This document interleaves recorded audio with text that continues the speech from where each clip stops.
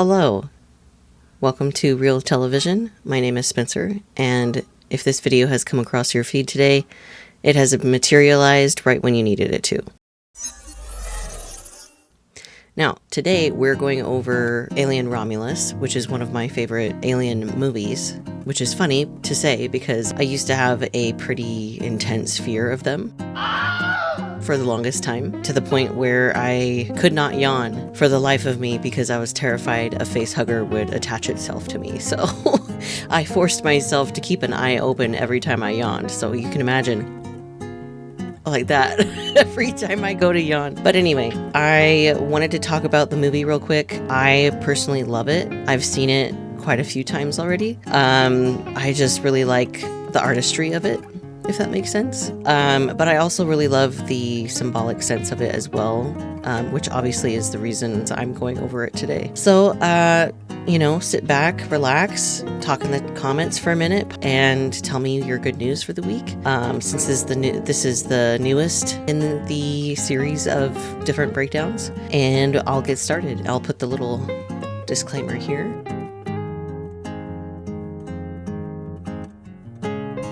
And then, we'll just go ahead and start. The beginning scene where the ship is drifting in space towards the Nostromo wreckage, it made me think about when we are asleep, or asleep as it were, and we're doing the work. Things come up to the surface for us to address, right? So when it picks up the rock with the xenomorph inside, it's sort of like picking up that fear or negative belief or parasitic attachment, like addiction, in the recesses of your mind or body, and it comes to the surface for you to face it. Things from our past we haven't internalized or healed from yet, but not always immediately. It bubbles up slowly, sort of like this movie. You are lulled into a sense of impending doom first. Then you get the fear running up your spine, and then a few jump scares or two. And then finally, when you see them go into that room for the cylinders, alarms start ringing in your head and get confirmed when the door slams shut and the lights turn red with alarms blaring. Like your mind is saying, quote, "Hey, you're in dangerous territory here, turn back." But it came to the surface for you to confront.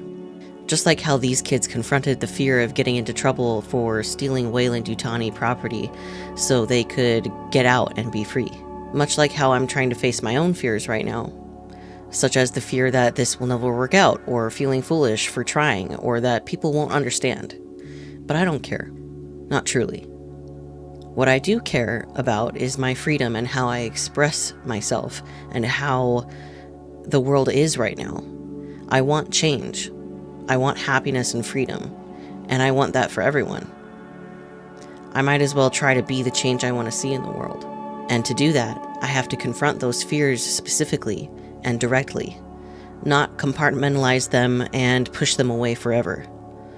Otherwise, I wouldn't be posting at all, to be completely honest. We shouldn't be compartmentalizing things that are too scary or painful to confront. It will only hold us back in the long run.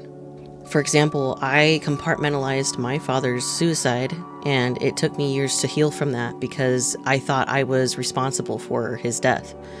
If you saw the video with the links about Lion King in the description for my homework clips that I give you guys, and if you haven't been doing those, tisk tisk, you know that my personal pain point that I had was just like Simba thinking he was responsible for his father's death.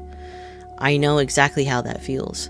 If I hadn't confronted that grief, anger, or deep sadness that I felt, I don't think I would have gotten to where I am right now, to be completely honest. I'd still be trapped in that cycle of feeling unworthy of anything good in my life. Just like the Ghost Rider breakdown I did, where I said you punish yourself by reliving the same pain instead of letting it go.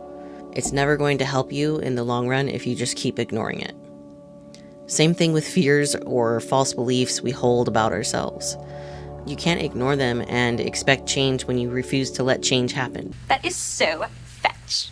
Gretchen, stop trying to make fetch happen. It's not going to happen. This can be seen in a bigger picture as well.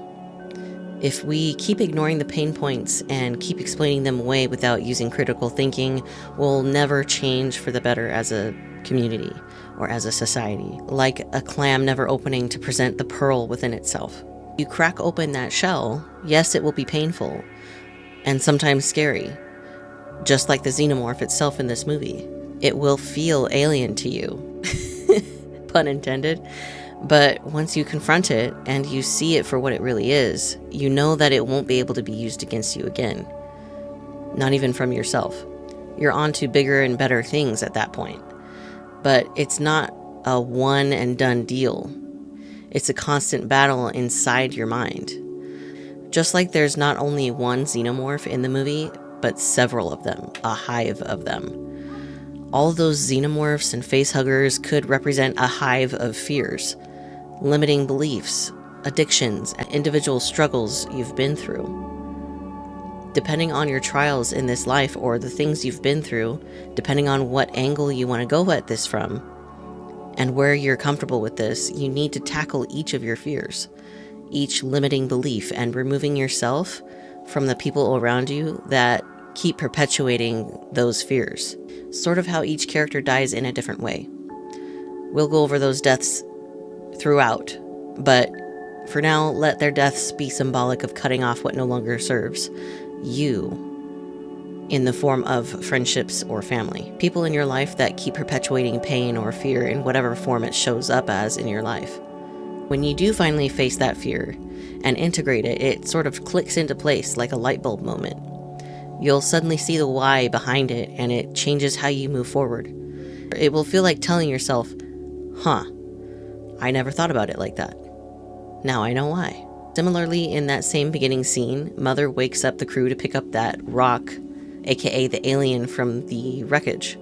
Mother in that scene represents spirit. She shows you the fear you need to face, and you can either leave it or learn from it. But if you learn from it, it will help you get to your destination. Just like at the end of the film, and Rain gets to leave survival and basically slave labor. She doesn't show you these things to punish you. She guides you to confront what you'd rather ignore or avoid, so that she can bring you joy and freedom afterward. Now, when they bring the alien in and finally get it out of the rock-like structure it created for itself, it could be symbolic of opening a can of worms or finding a rabbit hole of information that you sometimes wish you hadn't opened. So that's what opening up a can of whoop-ass feels like. When it comes to learning about yourself, your habits, your trauma, and finding truth in your experiences regarding family, friends, co-workers, and even a partner, and what each person's role in your life was. In that case, the alien is showing a rabbit hole of pain that the scientists thought they could control. Sometimes that is the case with healing. It's never guaranteed to be painless. It might be painful emotionally, or it might not have any pain associated with it at all, depending on what it is you're integrating. It could be as simple as acknowledging something you did wasn't the right response, and it resulted in something happening that might have been able to be avoided. But it happened that way for a reason. There's almost always a lesson we can learn from any given situation, especially when we uncover hidden paths or fears we didn't think we had. For example, I have a fear that mixes thalassophobia with a tinge of megalophobia. That's the fear of deep water, the murkier the worse it is for me, and the fear of large creatures or large structures underwater. Even just realistic sculptures of dinosaurs at the local museum freak me out depending on where I'm standing. I wish I knew what fear that was in particular as far as the name itself. Sometimes we don't know why something scares us, but when you look deeper, you might find information about either a possible past life or a fear in the metaphorical sense. With thalassophobia, my fear was not only on the physical level of having a fear of the ocean, but it was also a fear in regard to exploring the unknown, something I was unfamiliar with and that I was not in control of. If I were in the ocean, I would have zero control over location and the food chain and the animals that could eat me in one bite if they so choose. That's like trying to control things outside of us rather than what we can control. So yeah, I feel like I would be the lady from Jurassic World that got picked up by the pteranodon and then eaten by the mosasaurus, and I would be freaking the hell out.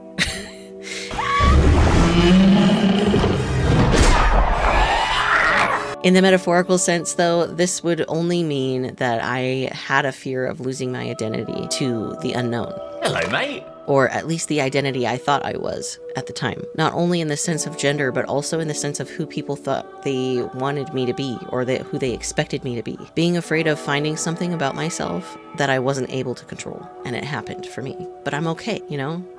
But also, there's that actual fear of drowning for me that I have. In the physical sense, there's an obvious reason why I wouldn't be able to breathe. But in the metaphorical and symbolic sense, that shows that I have a fear of not being able to express myself freely, and drowning in the emotions of fearing what other people would think if I actually spoke my truth, which I'm doing now with this channel. Because the ocean represents the unknown and not breathing means not voicing my opinions or expressing myself, that meant I was afraid I didn't know the people around me well enough to do just that, but only because I didn't trust that my surroundings were safe enough to do so. It also made me realize that I may have had a past life where I did actually drown in the ocean. Who knows? I'm still working on figuring that part out, but it was fairly easy to deduce, or at least hypothesize, considering the fears that I had. As you can see, sometimes those rabbit holes of information can lead you to answers you didn't even have the questions formed for yet. Sort of how the scientists in this scene, after unboxing the alien from the rock-like structure, had no idea of the repercussions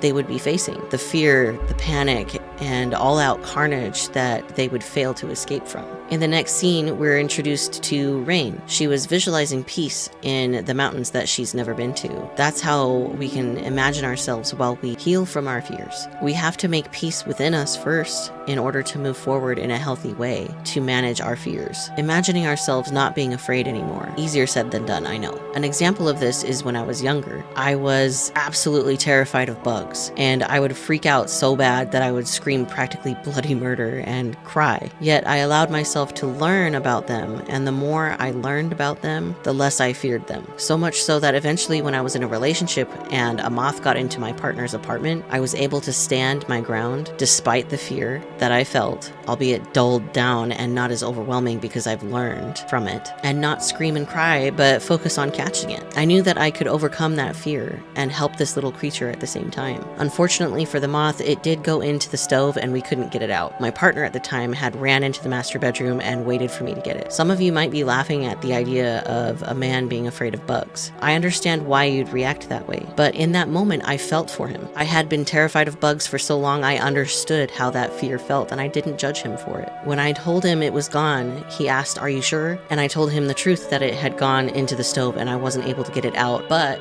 that it wouldn't be able to find its way out on its own without us taking out and taking apart the stove itself. Making peace with fear is different for everyone. Not everyone has to have exposure therapy to face their fears. Most people just need information in order to understand how something works. If you're a visual learner like myself, it might be better to watch videos on those things that you fear to understand how it works and how it can be avoided, or if it is actually dangerous or not. Whatever works for you and the level of detachment that you need in order to see it from a different perspective. After that scene in the mountains, Rain wakes up to the company alarm that quite honestly sounds more like an evacuation alarm in my opinion. This can symbolize feeling trapped in a system of basically slave labor where you have no choice but to work until your contract is up. What makes it worse is that this particular universe shows that you can work until your contract is up, but they'll just extend it if they deem it necessary. A life of servitude that you don't want to be stuck in for the rest of your life. That's what we all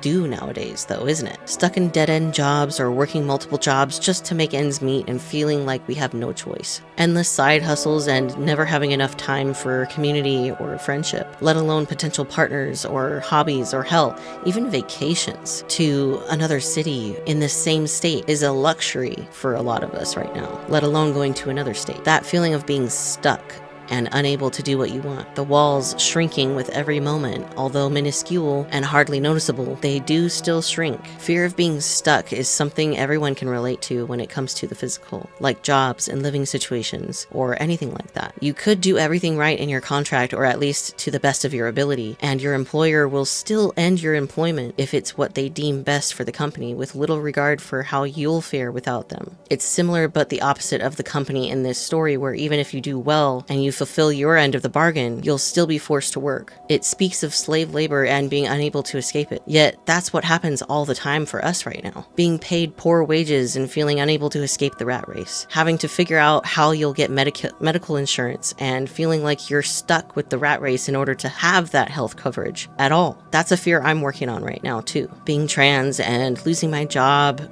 it's a whole problem for me, let me tell you. But granted, I can still have access to my hormones right now, but it's still scary to think that my supply might be cut short at any moment, whether that's from not having insurance or the law or not having money. I'm sure some people watching this video can agree that having no job and needing medication is a scary predicament to be in, whether cis or trans. Going back to the scene, it also speaks of going through the motions just to make sure you can have a place to live or rest. If she didn't have a contract there, she'd probably be on the streets, and by the look of those streets, it wouldn't be safe at all for her or her brother. There's even a scene after this where someone is advocating, aka the revolutionary voice as they call it with the captions on, where they're advocating to stop working for Weyland-Yutani because of their business practices in regards to the actual workers themselves and the importance of taking care of the working class. It reflects current feelings of overworked and underpaid employees having to endure something all too familiar.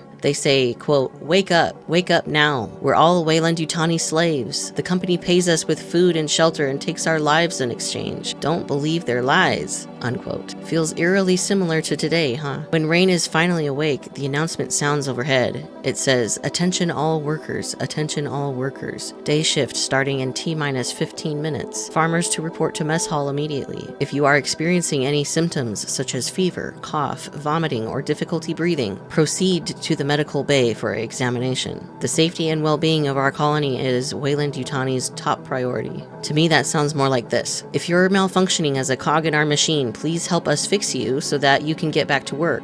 Your functioning is paramount to our projects. In addition to elongating people's contracts as well as having so many deaths in relation to the mining portion of the colony alone, it really does resemble slave labor, doesn't it? I would bet that in this universe, if you are late to your shift without the proper excuse or paperwork, you get time added to your contract as a consequence. That's at least my personal headcanon. That's how it is in real life too, in a way. Like I mentioned before, the system is designed to keep you in a constant state of fear. Fear of losing a job, fear of being late, fear of taking time off, and fear of not having a place to live. When you are in a constant battle for survival, there is no time to take risks, and there's no easy choice when it comes to changing it. But that's where finding the silver lining starts, and you let that guide you. The next scene where Andy is telling Rain all the dad jokes he was programmed with, it just makes me think of finding those little things that make us happy. The silver lining I mentioned before. Finding those little joys we carry with us in the moments we feel alone or are struggling in any which way. Puns and dad jokes are a personal joy for me. They're so silly, yet a fun play on words where no one gets hurt too badly because it's usually based on things that are universally found to be silly, at least the ones that I've come across. Finding those little joys and the people who also love those things means finding a community in which you feel supported, or where you can vent about your struggles and possibly find a decent or better solution to those struggles. Sometimes even a friend who's willing to listen or help in bigger ways, sort of like Rain and her brother have with each other. The line, quote, I just spent my full share on a belt that won't fit. Huge waste. Seals it. It really does seal it, because even though it's a joke, it shows that in this universe, basic necessities are expensive. When you can barely afford to clothe yourself, that should be reason enough to worry about the conditions we find ourselves in on a societal level. If corporations had their way, they would run it exactly like Weyland-Yutani. They're already about halfway there, in my opinion. We're already forced to take 2 or 3 jobs just to make ends meet. And there are people who are working over 100 to 120 hours a week just to make ends meet for themselves, sometimes even for their families. And it's still not enough. To the point where they can't afford health insurance for everybody in their family. It's gotten to the point where we need to start asking ourselves, at what point are we going to say enough is enough? And how will we stop it? When will we finally stand up together? Like I mentioned in my Wicked breakdown, I seriously think that we should stop working for a whole week and fight for better treatment, for one, and universal healthcare at the minimum. But it takes a lot of organizing and getting the word out for that kind of change to take place. Not that it can't happen, but it just means that we need to educate people on things before we can get people to see the bigger picture. However, we do need to make sure that they're at least open to the idea first. The next scene, where Rain is taking Andy with her to finally end her contract and go to Ivaga, I looked up the meaning of the word Ivaga and found that it is the Irani, I'm not sure if I've said that right, but corrected me if I'm wrong in the comments, the Guarani word for the Milky Way, which is called the road to Ivaga, aka heaven or paradise. In this world, Ivaga is literally heaven or paradise for Rain and Andy because the colony is hell for them. They would rather get out of the Jackson Star colony, but they are unable to escape it. The Guarani are an indigenous people of South America, for the record. So like I mentioned before of people feeling unable to escape the rat race in the real world, Rain represents us. She's literally looking to go above and beyond the rat race, to feel completely free, to feel joy in existing instead of living day to day for a corporation, but is stuck to forever work and die by the company. I also wanted to mention that Andy mentioning wanting to buy a horse is significant here. He's almost childlike in his way of wanting to help but not being able to. The mention of a horse itself, though, when looked at through a symbolic and spiritual lens, covers a wide variety of topics such as power, freedom, strength, nobility, and spiritual guidance across cultures. It also apparently symbolizes war and triumph, symbolizing battle readiness and courage in some cultures. But in others, it also seems to represent healing, purity, and wisdom in the case of white horses. Horses are also associated with wealth since they are typically in correlation to the upper classes. They function as guides or messengers between earthly and heavenly realms according to Google. So as you can see, the mention of a horse here is very symbolic and coincidentally foreshadowing a lot to come in a variety of aspects. But also it shows that Andy wants to help Rain ascend to a better life, or in the spiritual sense, ascend and be free, just like Rain's dad probably coded him to help her with. Ironically, in my own life, I've been seeing a lot of white animal symbols pop up over the course of my spiritual journey, especially in my dreams, but also in movies and TV shows or when I close my eyes. I've seen a white colt, a white horse, and a white Pegasus. I've also seen a white stag and a white deer. It's crazy how it correlates with what my own mission is here, to guide people as a bridge between heaven and earth, so to speak. To bridge people using stories and how it can show us a way to healing through them. And in so doing, it brings people to the divine. I know that sounds crazy, but eventually, if you do take me up on this and try this stuff for yourself, eventually you'll start to see what I mean. I figured I'd mention it here since this correlates to the story in a spiritual sense and what is about to happen to them. Then, when she goes to talk about finally ending her contract with the lady that is in charge of that, Rain says her parents died of lung disease from the mines. If you think about this metaphorically and spiritually, you see that they died from being unable to be themselves. Unable to be free, unable to feel safe, being a defective cog in the great machine that is Weyland-Yutani. They literally died of dis-ease. We don't want that for ourselves, but change takes time. Better late than never, in my opinion, when it comes to changing how you live and feeling fully free. Speaking of which, the next scene where it cuts to Andy still waiting for Rain, you hear the revolutionary voice shouting over a microphone again quite clearly. They sell us hope to keep us slaves. Wake up now. Hope.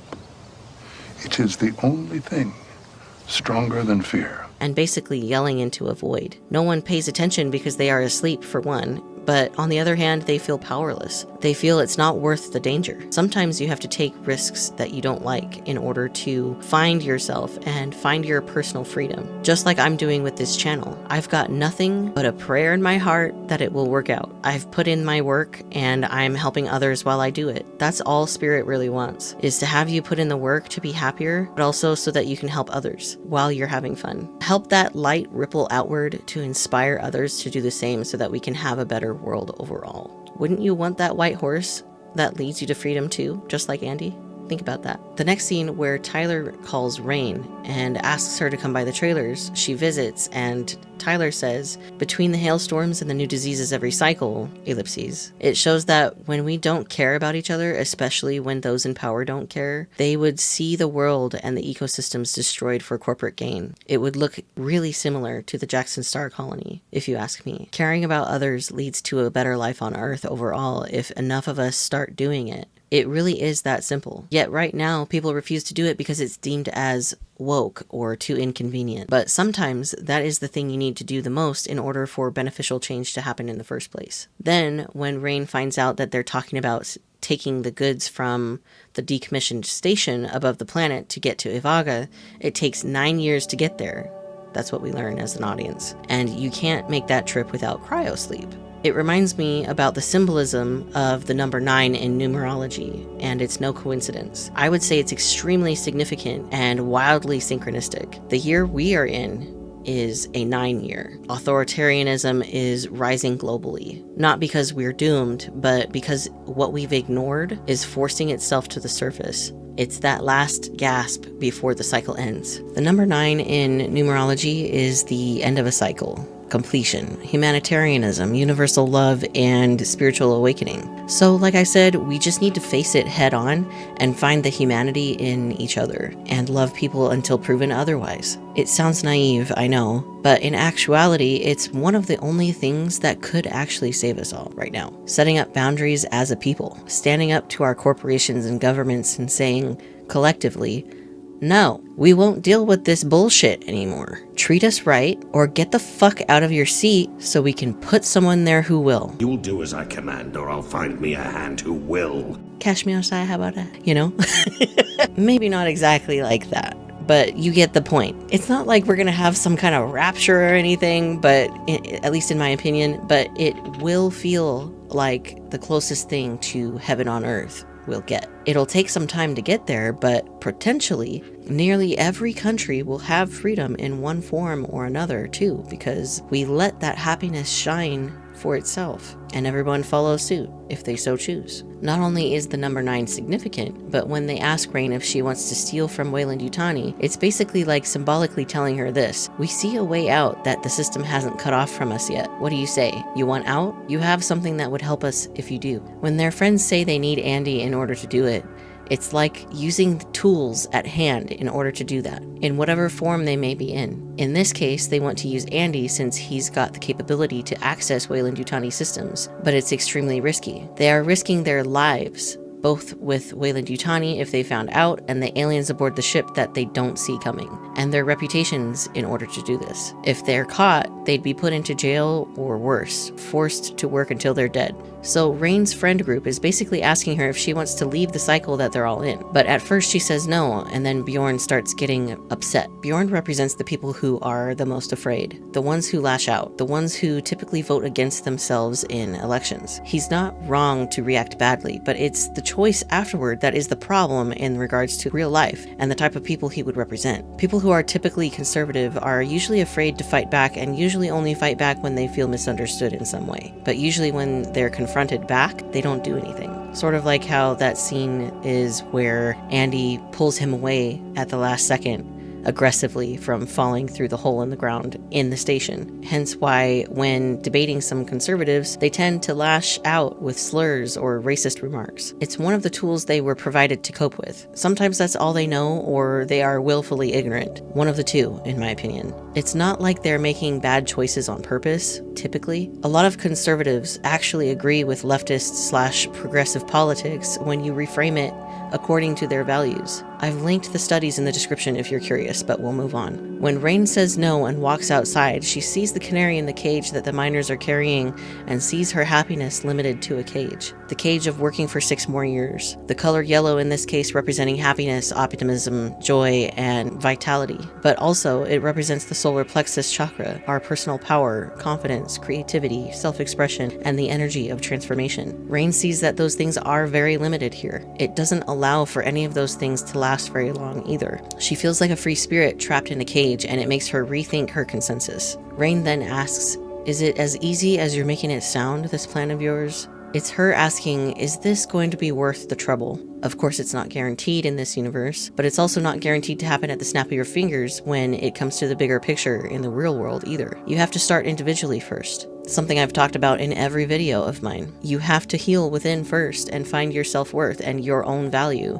and what you feel you want to do with your life and start living it. Again, easier said than done, but a lot of the time, in my experience, the thing that you want to do the most is what you were meant to do all along. The Corbellan 4 is the ship they used to get to the Renaissance Research Station, aka Romulus and Remus Space Station. Corbellan is a name from Joseph Conrad's novel, Nostromo, which apparently is a franchise tradition of naming ships after Conrad's work. But it is similar to the Hebrew word for korban, which means a sacrifice or offering to God. So the ship represents them making the sacrifice of leaving and giving the outcome to God, in my opinion, letting God direct them. The physical ship moving higher and higher into the sky symbolizes ascension and one of the last ones they must all encounter. It's the part where they have to confront fears or negative beliefs or what have you. The other thing that Korban means is human sacrifice. In this film, it has been linked to potential symbolic themes of human sacrifice for a higher purpose, according to some sources. Granted, in this particular video and evidently in the film, it's symbolic for sacrificing anything to find peace and happiness. We don't actually need to sacrifice any human beings to get the things that we want. We only need to sacrifice old habits or old misconceptions of ourselves or others to spirit in order to ascend higher and get through the threshold of fear. The ship itself could symbolize turning on and waking up and realizing you don't have to do things like everyone else. You don't have to live this way. At least that's how it's been for me. I realized that I don't have to and was not ever meant to do things the way that everyone else is doing them. Like I said in my other videos, the regular way doesn't work for me.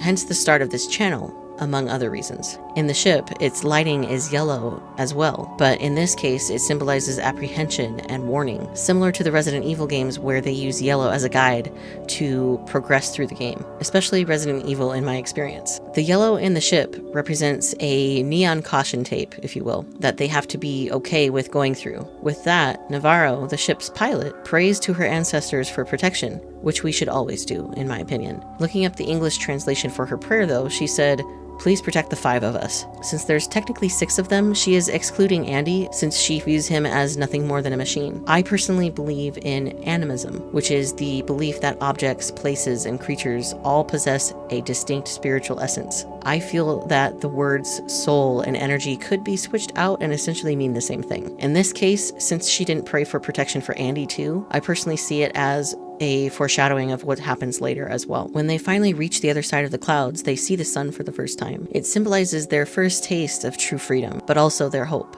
It shows that they are doing what they hope leads to a better future for all of them. With the next scene as they dock onto the station, the door opening to a vent is symbolic of finally letting yourself confront your fear directly. Since they have to open the air vent in order to get in, it's like finally getting into the nitty-gritty details of your fears or hang-ups, so to speak. It's especially ironic when Tyler says the air is too thin to breathe, showing that you never aired out your fears enough to integrate them in the first place. It's like putting food in a plastic wrap and removing all the air so that you can store it for later without spoiling. Just like that vent opening up so they could get in, facing your fear or falsehoods about yourself can seem daunting and downright bone-chilling. But doing it is 100% worth it if you truly want something, such as manifestations you set for yourself or just an overall better life. That's what I'm doing. I asked Spirit to show me how good it can get. That's literally what I said, in addition to a list of manifestations I asked for. And after doing the work, I'm now at the point where I can truly face and integrate my fears about this not working out and trust that Spirit will do their part. I've come too far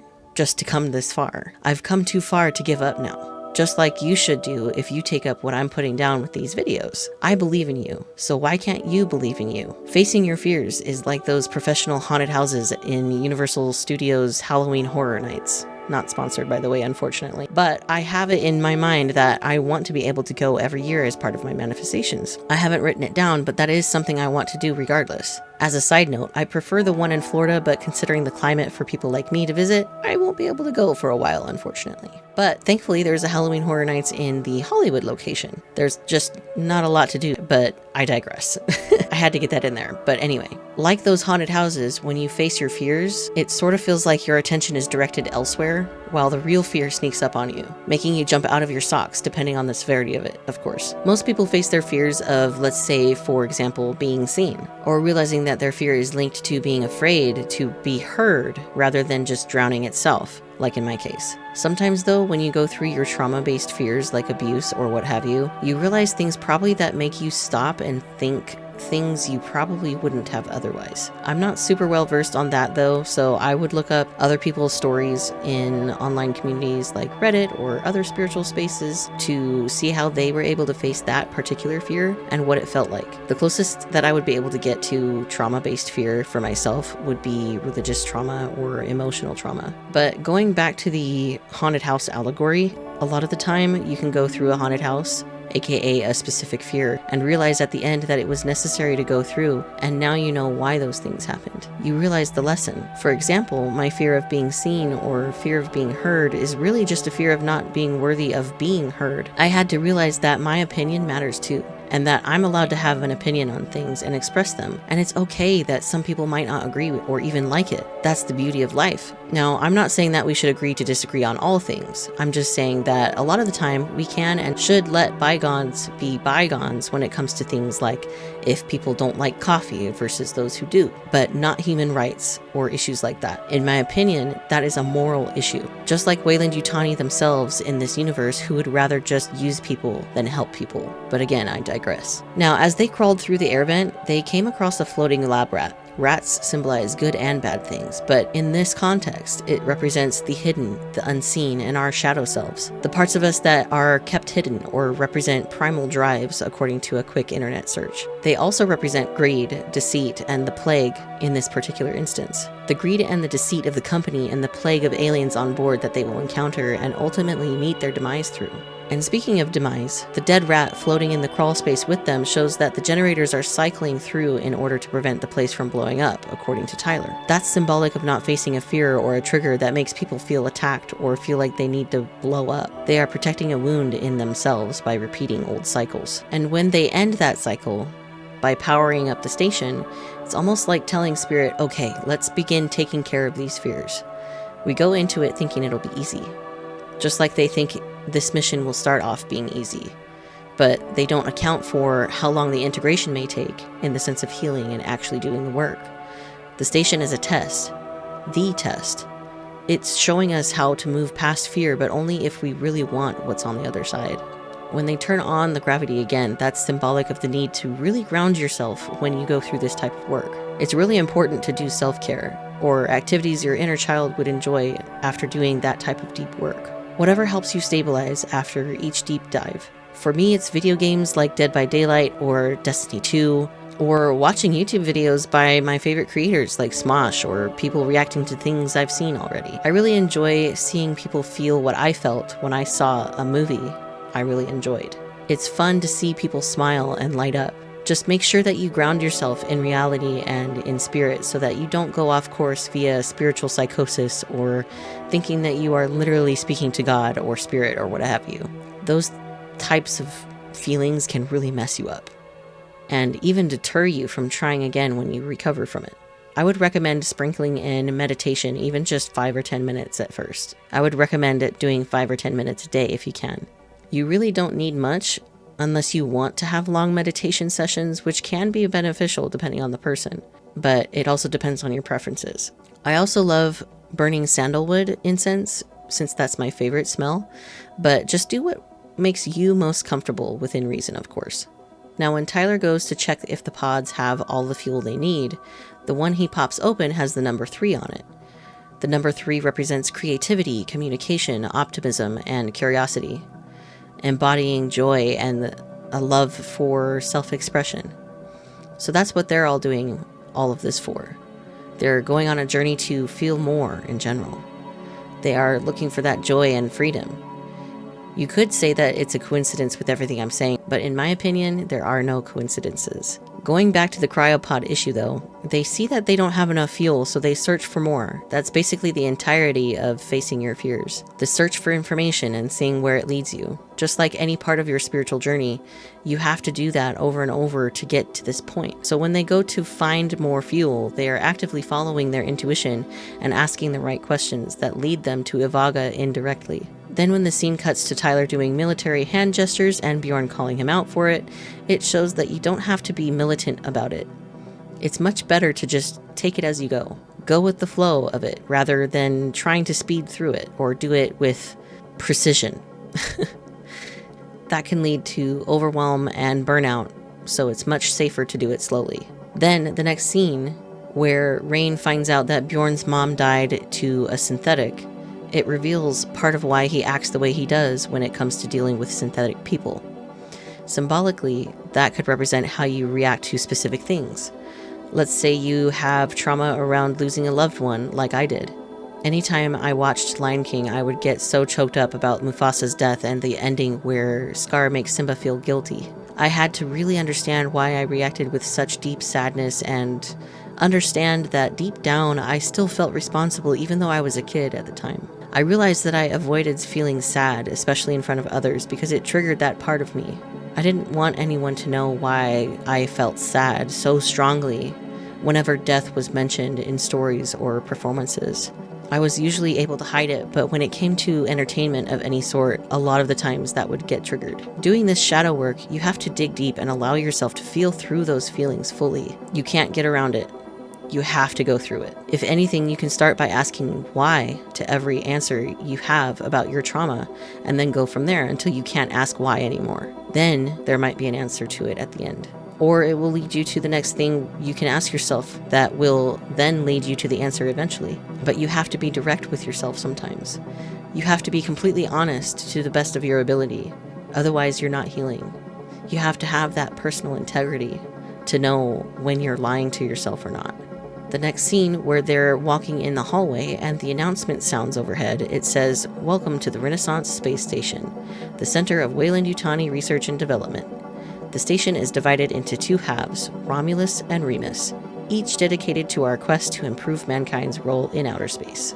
Romulus and Remus, for those who aren't familiar, was a tale of twin brothers who were raised by a Vestal virgin, I don't know how to say that, aka a priestess of the hearth, and the god of war, Mars, who were raised by a she-wolf. Romulus then created the city of Rome, while Remus was abandoned in some versions of the story. In this case, the characters in this story are treated like siblings. Weyland-Yutani are acting like Romulus and tried to create an empire using the xenomorph, which takes the place of the she-wolf. The word Renaissance is important here too. They are trying to create a new beginning for mankind. A rebirth for mankind in space, if you will. The characters in this story are later killed off, which symbolizes Remus's other version of the story, in which he is killed by either Romulus or one of Romulus's supporters. In any case, the painting they showed is called, I'll put the name up right here, which in itself is both foreshadowing what comes and tells of what happened to the station itself. With this scene in particular, it's symbolic of not knowing the depths to which these fears go, and why it's important to face these so that we can build our own empires, if you will. When Bjorn says he's just telling the truth when Tyler breaks the news to Andy that he can't go with Rain to Ivaga, it shows that even though it might be the truth, there are different ways to go about telling it. For example, with my channel, I could be extremely blunt and be extremely harsh with the things that I say, but I choose not to. I wanted to make this easy to learn and easy to access without making people feel terrible about themselves, which is never the goal. The goal with these videos is to show people my own truth and see if that works for others too. The way we improve the world is by sharing our story and seeing that we are all human at the end of the day, and that there really is not a lot of differences between individual people. We're not realizing our potential. Another thing that Bjorn says is that he thought that the dead synthetic was a real person, and looks at Andy when he says it. It just shows that people like Bjorn and what he represents, aka people who are the most fearful, they take it out on others they deem are problems. In this universe, Bjorn does have a legitimate fear, but Andy didn't kill his mother. Racism is an example of this. Just because they don't understand other people and their culture doesn't make them wrong or bad. It just means that those types of people are just unwilling to learn because they've been told not to be open to new things, either by propaganda, their family, or the society that fosters that kind of culture. Just like this world that they live in this film cultivated this type of behavior in Bjorn. When they enter the cryo chamber to get the remaining fuel they need, it locks and seals them in with the facehuggers that are about to de-thaw. This is symbolic of finding something that really triggers you, something that freaks you out so much, sort of how mine is thalassophobia, something you think is impossible to face. The facehuggers could symbolize that feeling of all-consuming fear of that thing. It covers your senses and suffocates you in a way that feels visceral. These types of fears may require professional help to get through, like a psychologist or a therapist. Highly recommended if you can get to see one in general though, because they really do help.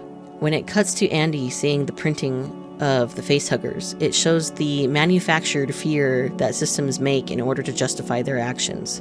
Even though in this universe the xenomorph is real, the symbolic sense of this in our world is that they are fake. The symbolism of a xenomorph is fear, like I mentioned before, and it just speaks to the manufactured fear that happens to marginalized groups all the time. Dehumanizing them, making people fear things they don't understand, fear the unknown, just so they can be manipulated easier. With that being said, the scene where Navarro finds the X-ray torch, the number on it is 17, the full model being MK017. 17 is symbolizing the blends of leadership and independence of the number 1 with the wisdom and spiritual awareness of the number 7, according to a Google search. It creates a powerful symbol of triumph over challenges, balanced success, and karmic rewards. It's also apparently associated with the number 8, signifying ambition, financial intuition, and the potential for fame and a lasting legacy. But in this case, these meanings are shown with the X-ray torch in their negative associations, or a failed attempt at expansion. This could be symbolic of failing to find the root cause of our fear or trauma. As Navarro tests the device, her wrist has the time 808, which is an angel number meaning that your hard work will pay off and that you are on the right path to achieving your goals. It symbolizes prosperity, abundance, and spiritual growth, signaling a period of manifestation and harmony, among other things. In this case, Navarro being a person of faith, as seen when she was praying to her ancestors earlier, she probably got that tattoo as a reminder that all of this hard work will pay off eventually, and her ancestors will bless her for it. At least I would assume. Now, the hard work that Rain does to get the module from the dead synthetic, that little chip could symbolize upgrading our minds with the information we learn from unpacking our fears. It shows how much we could improve our lives and our health as a byproduct if we just listened to our intuition and did the inner work. Sometimes it takes a hot minute to do that, but it's worth it in the end, which is kind of funny because ironically the room is heating up at that point. So just like how Andy freezes up and reboots and then saves everyone but Navarro, since one facehugger gets in and attaches itself to her. With that happening, that's symbolic of her having a huge fear of something that she has not faced because of how all-consuming it is, like I said before. When they replace Andy's chip though, the model number ND255, if we look at the number 255, it means encourages you to have faith and trust that the life changes you are experiencing are important and necessary in regards to your life purpose. It also signifies major life changes and transformations, encouraging you to embrace them with courage and optimism. Just like Andy has that major life change with the new upgraded chip, and just like how the rest of them have to trust the new version of Andy afterward in order to survive. Not only that, but the fact that Andy is facing the facehuggers that are just warming up is symbolic to me when he's rebooting. It's literally integration of fears/triggers for Andy, whereas Bjorn and Tyler did not, since they are not a synthetic, of course, but I hope you get the picture. The facehuggers falling into the water just makes me think of tarot cards and the cup symbol. Cups represent water, which is emotions. So when fear triggers our emotions, we have to basically fight to keep control of ourselves. The red colors of the lights symbolizing intense emotions and powerful concepts, including love, passion, and life on one end of the spectrum, and anger, danger, and war on the other. It's also a sign of power, authority, courage, and sacrifice, and can represent celebration, good fortune, and vitality across various cultures, according to Google.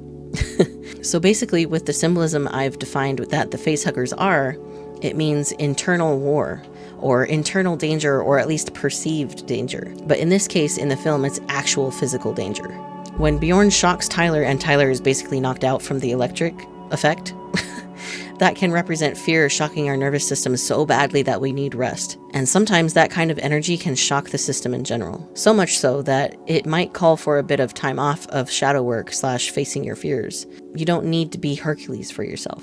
When Navarro gets a facehugger attached to her, back to that scene, and the others can't remove it, symbolically, this shows that only you can deal with your fears. When others try to fix problems for other people, it usually makes them recoil back into their fear more, or recoil back to old patterns. Sometimes those fears, just like the facehugger's tail, will kill a part of us, or separate a part of us from ourselves, creating distance inside ourselves, creating a wall around that part of us and labeling it with a note saying, "Do not open." Essentially, walling off parts of ourselves that we just can't face. There's nothing wrong with being unable to face a fear sometimes. Sometimes we just have to integrate in us that we have a specific fear that freaks us out and acknowledge it in general. Sometimes that's all you have to do. You don't have to try and force yourself to deal with it, or even help others through it. It has to be their choice. And even then, sometimes some fears aren't meant to be gotten over in this life. They're meant to be learned from, yes, but sometimes it takes a few tries to get over it, as they say. I hate phrasing it that way, but it's simpler than saying integrating it by going through it all the time. Later, when the scene cuts to Science Officer Rook, he tells Andy, "Listen to me. Humans go through too many emotional stages before accepting the cold yet rational, sometimes hardest path. You must help them. You must help them." That just means metaphorically that sometimes it takes time to realize the truth about something. And that's okay for us since we're not in this universe and aren't experiencing this type of visceral fear on a physical level, thank God. But for instance, it took me a couple of weeks before I realized that all I had to do now in my personal spiritual journey was trust that Spirit would deliver on her promise, especially after doing all of the work I did. Sometimes after doing the work, all that needs to be done is to trust in Spirit, God, or the universe to deliver our desired reality to us, whatever your preference is. Our manifestations, our wishes, whatever you want to call them. Next, when Andy prevents them all from leaving with Navarro, it symbolizes that sometimes Spirit asks us to leave certain people behind on our journeys, simply because they wouldn't be able to go with us on the next stage. Not that they die, of course, but just that they aren't ready for the reality that you're calling in for yourself. But when you don't leave those people, it can go badly for you. As you can see when Bjorn and Navarro make it on the ship, jeopardizing the possibility of escaping the station for everyone else, and symbolically jeopardizing everyone's progress spiritually. They say you are who you hang around.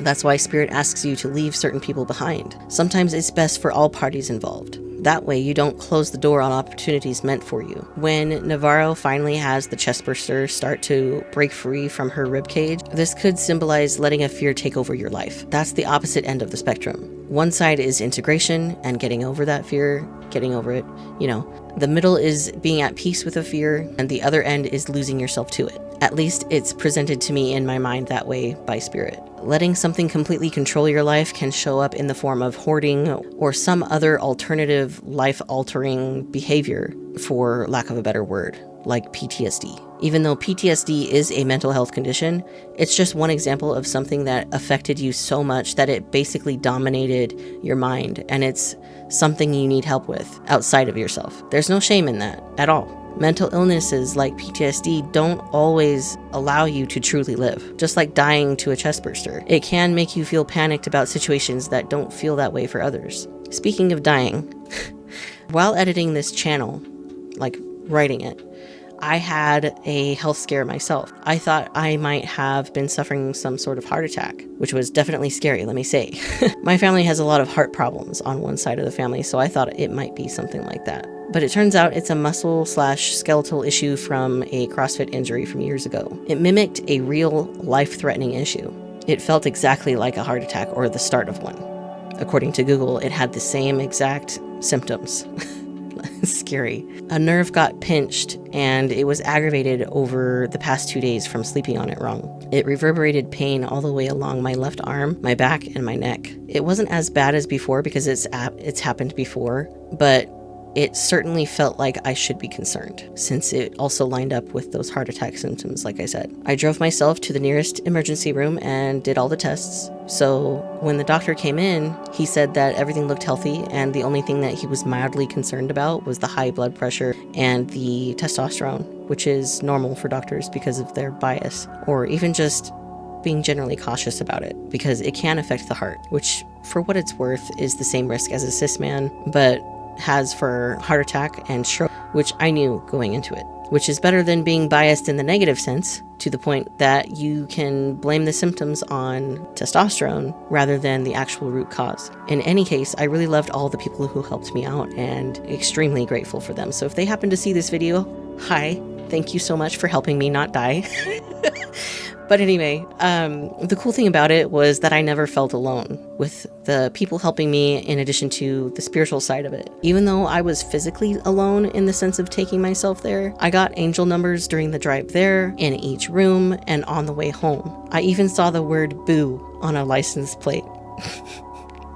Spirit's got jokes, let me tell you, but it just showed Spirit that I do care about myself enough to go, even if it wasn't super serious. It shows Spirit that I'm ready for the next level. I didn't let that fear stop me from getting checked out. I'm glad I did, because I'd rather know what's wrong instead of constantly thinking I'm about to die or something. But also, that was an initiation moment for me, I think. It made me confront mortality, fear itself, and self-care in a very real physical way. Spirit tests me and will probably test you too through lived experience, but only if you're open to it. You have to have free will in it. Otherwise, it's not co-creation. It wouldn't be called working with Spirit, or with God, or the universe, what have you. The lesson here is that it mirrors that chestburster scene. Would you rather know what's inside you or not? Would you rather know what's going on or not? Would you rather know what you deserve and demand better? Or would you stay within the limits that others have set for you?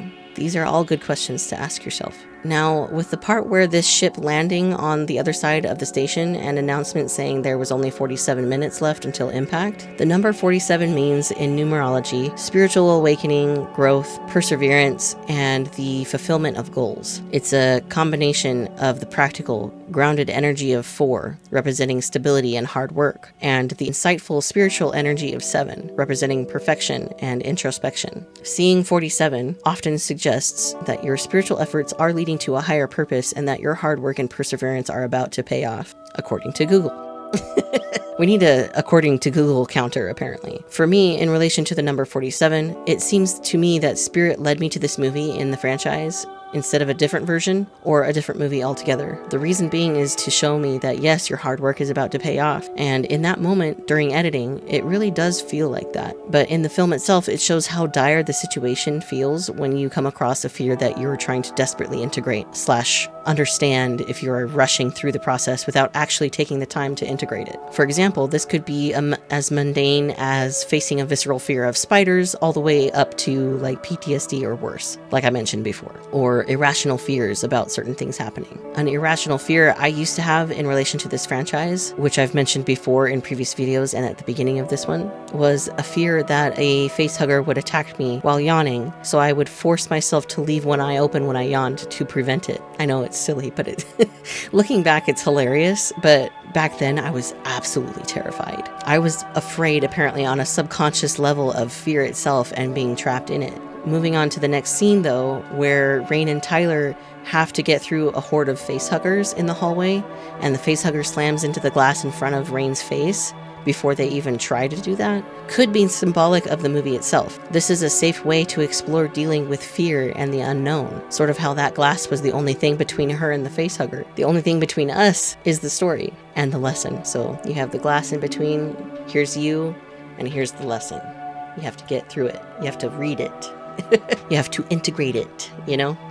When Rook tells Andy that his model was once the backbone of colonization efforts, it echoes how America's expansion was built on the forced labor of enslaved Africans.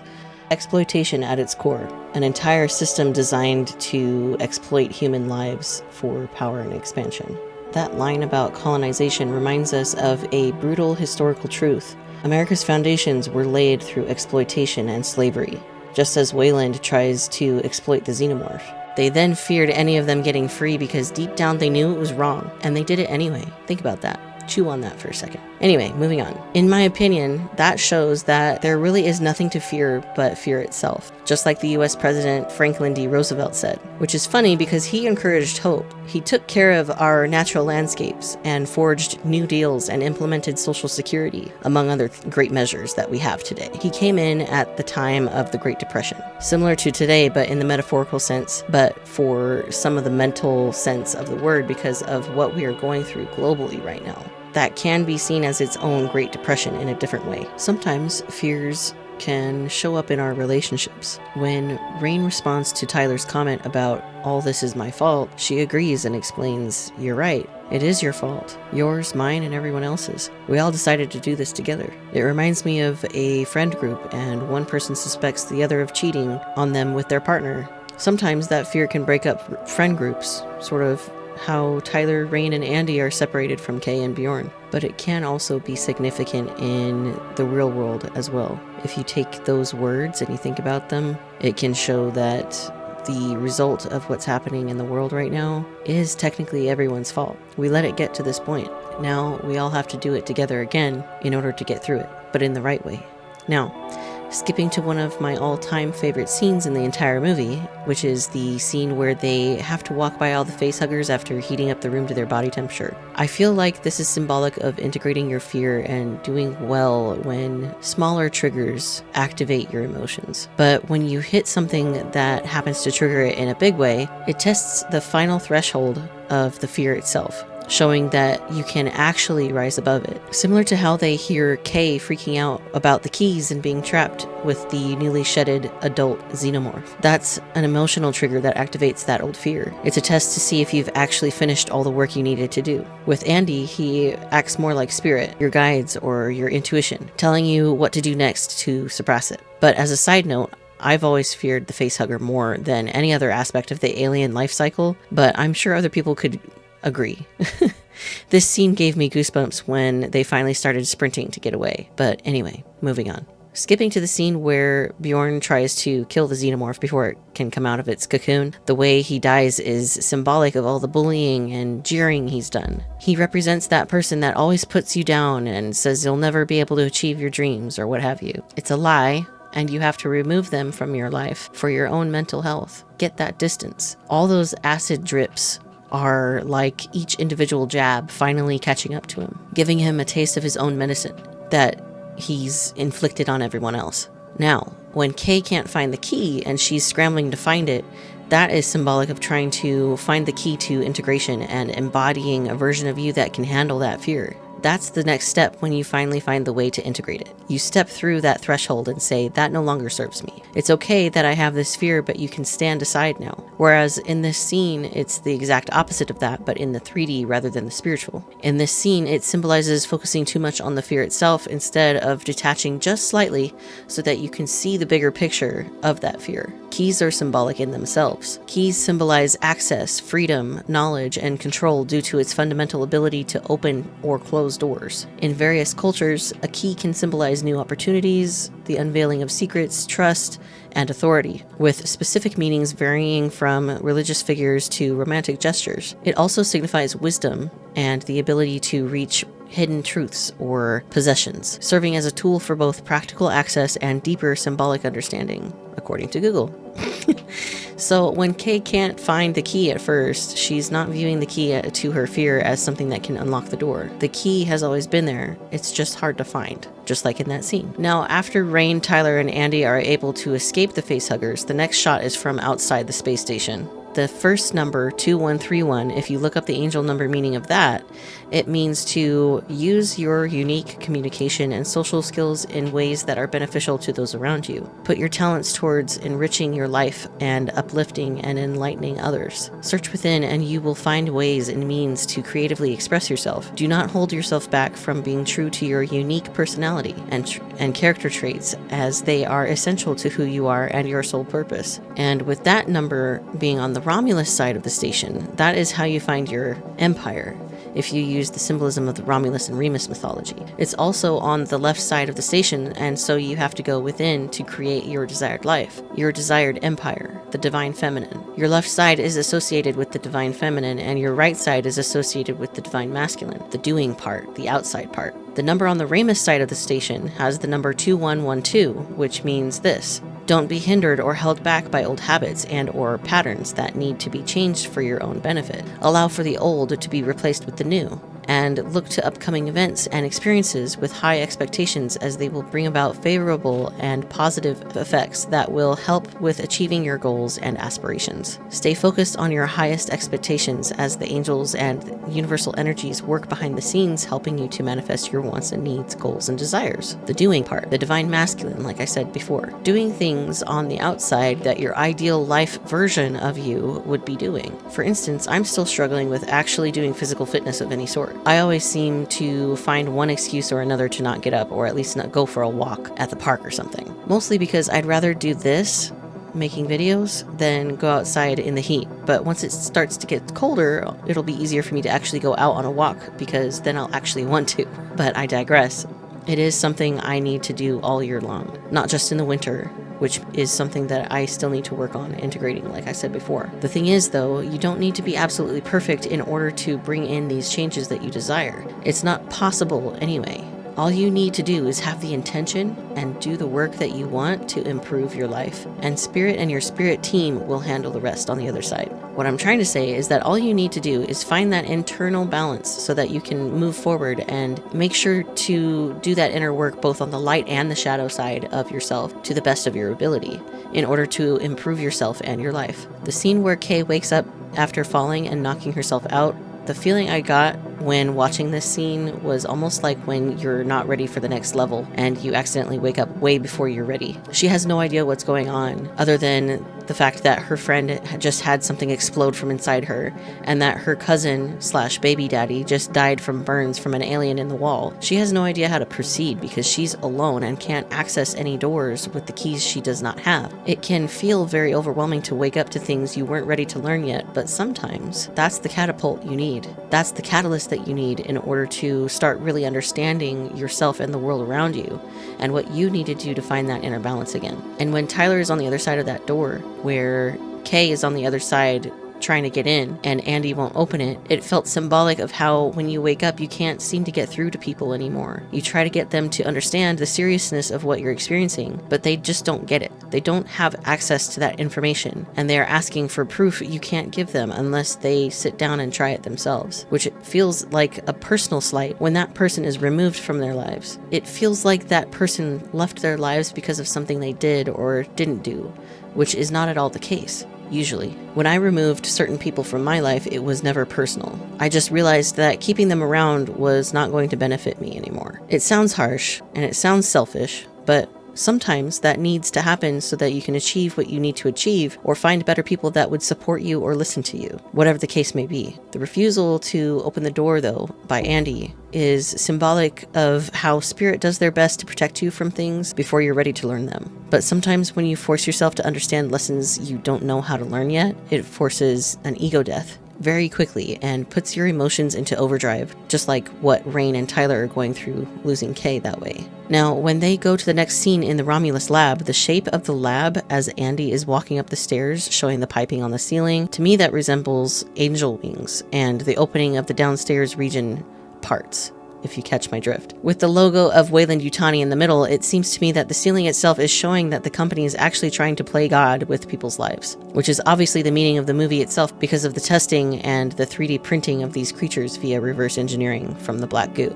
But I thought it was interesting to point out. The 4 circle type things in the middle where Andy's head is, if you pause it with him walking up the stairs, it reminds me of the number 4, which means stability, hard work, dependability, and discipline in numerology. So in my interpretation, this could mean that Weyland-Yutani were looking for stability through hard work, dependability, and discipline, but they were doing it with human sacrifices. They were willing to sacrifice anything to get there but in the shadow aspect of it all, hence the movie being a horror movie. The company using these aliens like cheat codes to the game of life was like trying to find perfection, which does not exist and only brings about misery.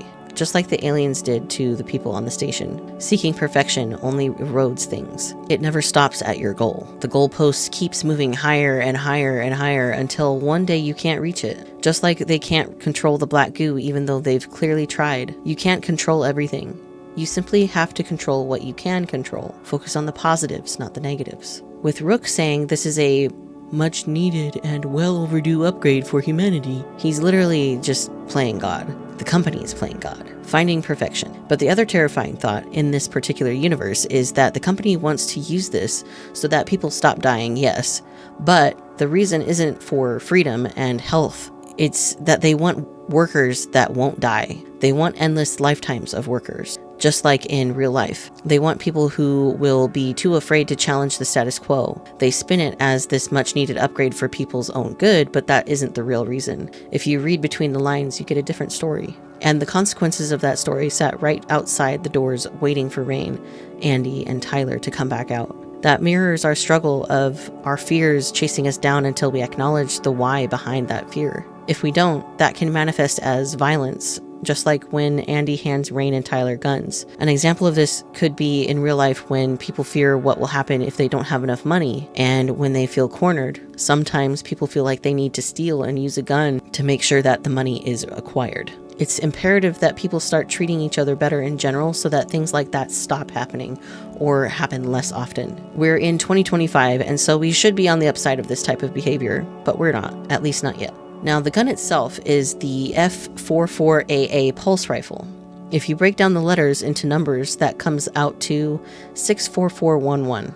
And that means this: a powerful combination of energies that signals a period of new beginnings, stability, and rewards for your hard work. So essentially, when they get the gun, they are arming themselves with their desired outcome, which is this story is to live, which in this story is to live, but to live in a stable environment, in a new world, and they have to work hard to get there. There's no coincidence there in my book when they named the rifle with those numbers and letters. They put in the hard work and are now rewarded with a gun to defend themselves. Spiritually speaking, this means that they've integrated most of their fears, and now it's just a matter of escaping from the station and into their new beginning, which is going to Ivaga, aka Paradise. The fact that the AA portion of this name means aim assist is, to me, brings to mind the idea that Spirit is co-creating your future with you as you put in that work. She helps you aim for what you're desiring. When you're off by a little bit, she redirects you back to the target. Add in the fact that Tyler already knew how they worked, so he is technically further along because he bothered to look into his interests and was able to use that information. Just like you can use all this information I'm saying here in your practical and spiritual pursuits. As they find their way through the conveyor belt and the camera shows the audience the rat that transformed into a miniature monster, that symbolism of the rat comes into play again. This time it represents the positive aspects of a rat, which is symbolic of prosperity, fertility, intelligence, and cunning. And because of the black goo, it now represents corrupted prosperity, infertility, intelligence used for ill intent, and secrets. The next scene where Tyler, Andy, and Rain are walking off the conveyor belt into the dark, when Andy turns on the lights, I instantly thought of how the yellow lights are now showing a positive reflection of the color yellow. It's almost as if Spirit is telling these characters, follow this yellow path of positivity and true happiness,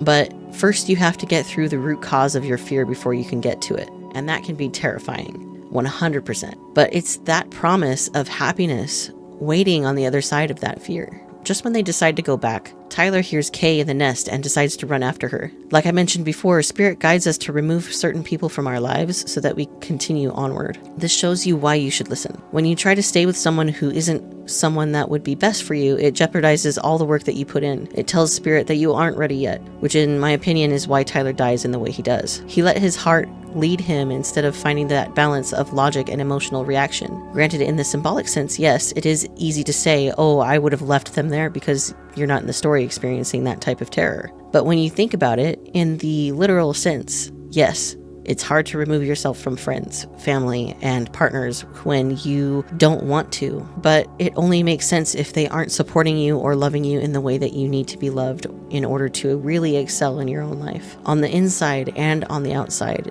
your goals for self-improvement in your mind and in your endeavors. Tyler and Rain pulling Kay out of the muck on the wall mirrors what sort of gunk is still attached energetically to the people we are asked to leave behind. It's never bad to be stuck in gunk. It's just showing what you need to work on, what level you're at in the game of life, and how much experience you've gained, how much armor you've been able to get, if you remember my metaphor about video games in a previous video. Now, going back a little bit before Tyler's death, when they finally get Kay off the wall, Tyler says, "Andy, this is on you, so you do something." It mirrors how we feel sometimes when we stray and have the wrong interpretation of what Spirit was trying to show us. Sometimes that results in hating Spirit or falling for the lie that this spirituality crap doesn't actually work. But it's only because he went back for his sister. It shows how Spirit tries to tell us not to do something, but when we do it, we repeat an old cycle of ours that we chose to get a refresher course in. And in so doing, sometimes those cycles push others deeper into fear. Just like when Andy suggests that Tyler use the compound to save his sister. He's offering Tyler an illusion of choice. He fell for the lie. And so he's making sure that others don't fall for the same thing, thereby dooming Kay by even considering using the compound on her. Essentially, this means that sometimes when we feel like giving up and actually go through with it, it can leave us wondering why we even tried in the first place. You just need some time to recalibrate and try again later. Now, when Tyler does actually get pierced through the chest and is lifted up by the tail of the xenomorph, that mirrors the result of what I was talking about, but on the emotional level. If you give up before you're done, those fears rush back to you. You keep yourself in that limited mindset until you attempt to try again. But if you keep going like Rain does, and you go back for someone, typically you have the go-ahead from Spirit to do so. You let Spirit guide you instead of trying to dictate how fast or where you go through this. Sometimes Spirit senses that you should take someone along or that it would be okay to. Such is the case with Andy. She goes back for him because she realizes that he can still be saved, so to speak. He's able to be deprogrammed from his rigid thinking. His pre-programmed state, if you think of it on a human scale rather than an android. This is symbolic of someone who is very logical but open to new things and new information. Someone who would also benefit from experiencing your journey. You might inspire them to start their own journey alongside you. And maybe that's what Spirit wants you to do. Who knows? It just depends on what you signed up for when coming to Earth, and if those people are supposed to be a part of that journey. After Rain leaves to save Andy, Kay injects herself with the compound anyway. This is symbolic of trying to find quick fixes to our problems, fears, and wounds inside of us. This can be drug use or addictions that seem to fix our problems, but only make it worse when you see it at the end, how that works out for Kay and her baby. When Rain finally reaches Andy, the blue light on the floor reminds me of the throat chakra, voicing your thoughts and those thoughts be helping someone, dousing them in that blue light that reveals or conceals depending on the words you use or don't use. The color blue symbolizes several things in spirituality. Blue is often seen as the color of deep wisdom, truth, and insight, reflecting the profoundness of the spiritual world. Its connection to the sky and heavens makes blue a universal symbol for the divine, spiritual realms, and heavenly authority. It's associated with tranquility and can bring a sense of peace and calm, making it ideal for meditation, prayer, and creating a serene spiritual atmosphere. Blue, in particularly darker shades like indigo, can stimulate the third eye, enhancing intuition, spiritual insight, and the ability to see hidden truths, according to Google. I know that's a lot to take in, but basically the blue light shining on Andy and Rain speaking to him and thereby saving him is symbolic of spiritual enlightenment through another person. And with Andy covering his chip with his hand, it shows that you have to be willing to listen first. You have to be willing to go over that information yourself in order to implement any sort of positive effect. Just like in debates in general, you have to listen and respond, not listen to respond. There's a difference there. Not listen to refute, but listen to actually have a decent discussion without emotions getting in the way. You have to treat it like a science experiment, but in the form of words and personal insights. Now with Andy, she has a partner in crime basically, but in a good way. Someone she can confide in and help her escape the station. This is symbolic of having someone see the real you and supporting you in any way that they can because they see the value of you and what you're trying to do. So when the xenomorphs show up again, she doesn't go down like Tyler does. She remembers that she has all the tools that she needs to get out of her current circumstances. Just like you hear people say all the time in spiritual communities, you are the magician, you just haven't realized it yet. So when she is sitting there with Andy after realizing there is no going back, she realizes that the tools she can use is detachment, aka turning off the gravity, and truth, aka the pulse rifle, to get through it. thereby defeating the remaining fear she has on a symbolic level, aka eliminating the remaining xenomorphs in her way to freedom, letting Spirit guide her with the aim assist through those fears by doing introspection, the Romulus side of the station, like I explained earlier, the divine feminine, which is the within part of spirituality, and getting to the other side of that fear and finally reaching happiness that was on the other side of it. It also shows that you aren't afraid of the unknown anymore and are willing to sacrifice anything within reason to get to where you want to go, to create the life that you desire. But after you defeat those fears, the lingering energy remains and you have to do the work to clear that, just like Rain and Andy have to do to get through the floating acidic blood. To do that, you can use affirmations, meditation, rituals, or even just reminding yourself that you've grown past it and that you're on your way to bigger and better things, especially if you put the work into your passions and pursue your dreams, if it aligns with your desired experience of this life. By doing so, you're showing other people how to do it too. Symbolically, this is when Rain tells Andy to stay behind her as they go through the acid blood. Now, when they finally are escaping through the elevator shaft and Rain falls when the gravity turns back on and a xenomorph saves her, I see this as a fear actually being something that saves her, a healthy fear. There is such thing as healthy fear. Fear isn't there to be completely eradicated or destroyed. Fear is useful and it tells you what to avoid. It's still important to remember that fear guides us to safety, but we have to have the discernment in order to distinguish what is a real threat and what is not. In our minds, in our physical reality, and in a spiritual sense, what energy is dangerous and what is not. So you still need that defense mechanism, but you can't let it become your offense or it will take over your life. You'll be easily manipulated.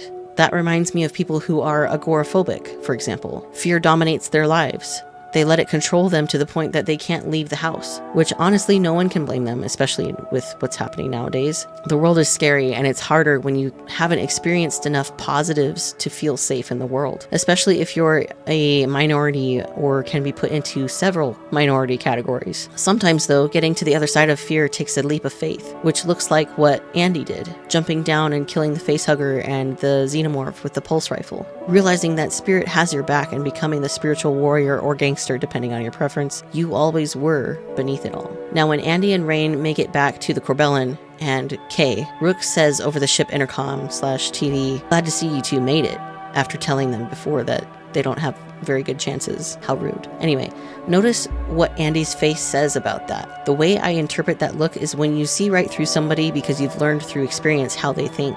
He knows not to trust Rook. He's seen the directives that he was running on and the intentions that he had. He knows what the company wants and it scares him, despite being an AI robot. In this universe, I'll venture a little bit to explore the idea that Andy has gained some sort of limited sentience being away from Wayland Yutani. The next scene, when they are all watching the station crash against the rings, that mirrors what it's like to finally get through the hard part of a spiritual journey, to finally see it all behind you, or in this case in front of you, showcasing and appreciating all the hard shit you had to go through to get to this point, just like Spirit showed me. For example, I was going through some old boxes from storage and I found some of my old journals that I rarely wrote in.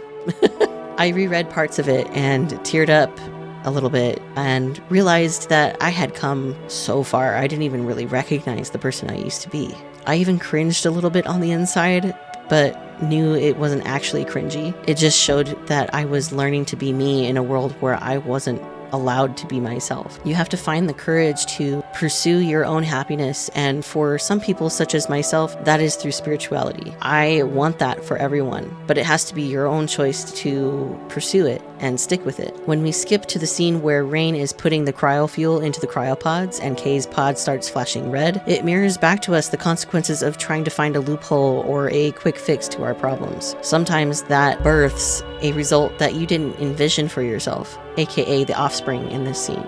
That same thing can happen in the spiritual sense as well. Sometimes when we try to push our own vision of what the end result should look like for our spiritual journey, like the outcome of a blessing, we stall our progress and sometimes even force a new cycle to start instead of reverting back to an old one because we've only implemented half of the code. half of the meaning of the journey. Essentially, we've forced a result from the programming, and it's almost never what we wanted exactly. Spirit provides a better result than we can imagine. We just have to have the patience and willpower to get there, even in the face of fear. When we don't, we pass on those traits of cutting corners and quick fixes to our prosperity. This can be symbolically shown when Kay reaches into her shirt to find that she's lactating the black goo. That twisted perspective. Like I explained in previous videos, this is where generational curses come into play. When someone refuses to learn from something or fails to learn, which again isn't necessarily a bad thing, it gets passed on and taught to the next generation. The other thing I wanted to mention is that the blood inside the pod that came from Kay is